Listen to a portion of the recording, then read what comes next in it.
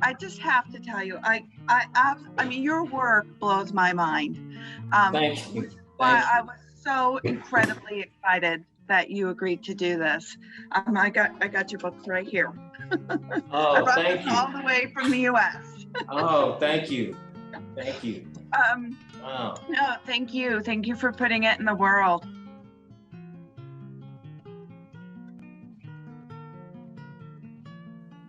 Hi, my name is Tyehimba Jess, and it's great to be here at the Poetry on the Move Festival. Always great to meet with a bunch of other poets and people that love poetry. I'm going to share a poem with you today based off of an actual person that lived named Tyehimba Jones, who was an amazing singer. She sang classical music. She was the first Black person to perform at America's famous Carnegie Hall before it was even called Carnegie Hall back in 1892. And her voice was so amazing that she was called the Black Patty after another white opera singer named Patty Adelina. Of course, they called her Black Patty. And she traveled with an amazing group of Black entertainers. So this is Tyehimba Jones and the Black Patty Troubadours. The title is taken from two different terms in classical music. Forte, coraggioso. Forte. With force was the will that overtook me, that freed my throat and lit my mouth to music. Forte was each wave of song. Forte, like my father's choir of freedmen, sometimes wavered and off-key, sometimes pitched in more fear than light, but always forte, hurling what voice was left to them into the cauldron of church air after lifetimes singing their spirituals in secret. They sang forte like the stevedores shout from ship to shore, crate after crate of cargo burdened into the holds, their Gandhi opera bouncing off hulls, forte, and the grazioso of their motion, the altogether swing of arm and hand and rope and hoisted weight, grazioso, onto decks, all braced for storm, all blessed with prayer from each Providence pulpit, prayed over from bow to stern. Blessings from the communion cry of each church, all grazioso, with hands raised in testimony. I hear them each night.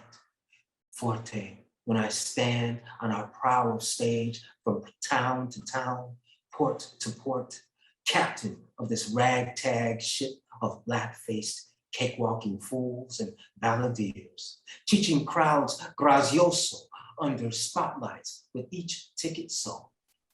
Forte is the cry of the barker, bundling each crowd with the smooth talk promise, darky entertainment with a touch of high-class classical. Forte is the finale each night.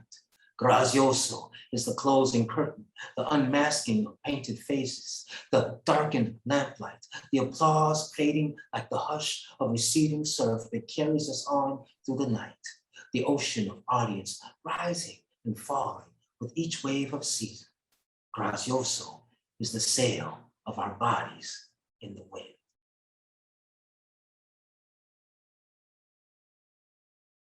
So the question has been posed, what does the accessing of archives bring to poetry, and how does that make the poetry relevant today when it's talking about things that are 100, 200, however many years or decades or eons old?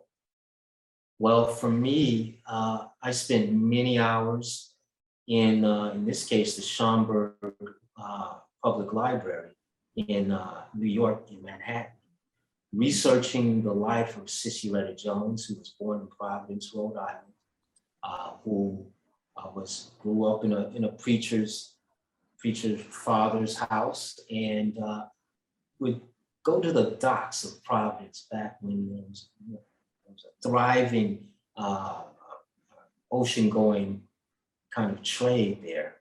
And I was imagining her being on the docks of Providence, witnessing the ocean, and then being on the kind of bow of a ship of her fellow entertainers, also on another journey going across country, bringing the kind of conflicted entertainment, where she would bring the essence of classical music and the essence of opera, but also be traveling with people who were essentially doing acts out of the minstrel show.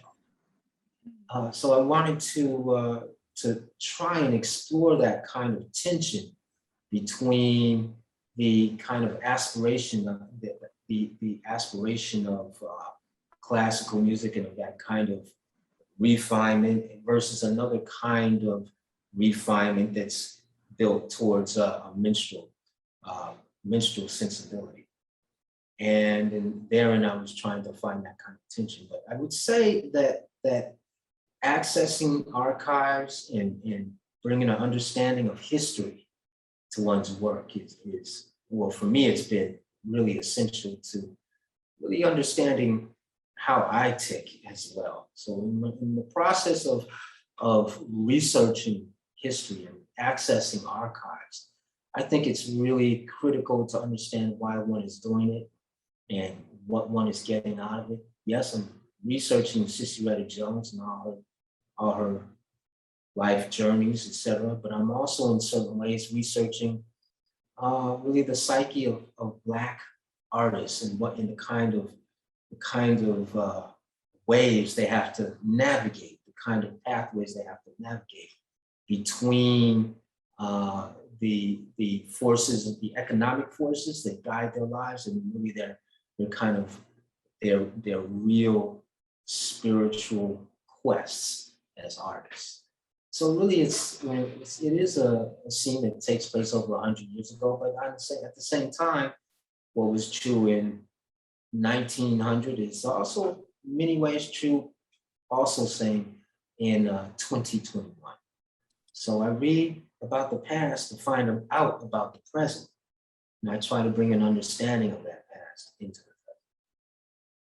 Thank you. Thank you for your attention. Thank you so much for taking the time to do this with us. You'll be on the whole other side of the world now. Well, okay, next time I'll be in person then, all right? That's right. There you go. All right. That's right. All right. Okay, folks, it's been real.